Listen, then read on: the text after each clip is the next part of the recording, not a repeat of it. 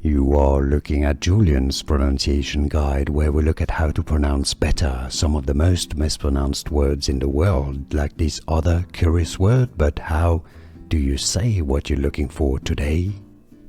Let's learn once and for all how to pronounce this word. Yes, I know it's confusing because it looks like it should be pronounced solely, but it's not actually that.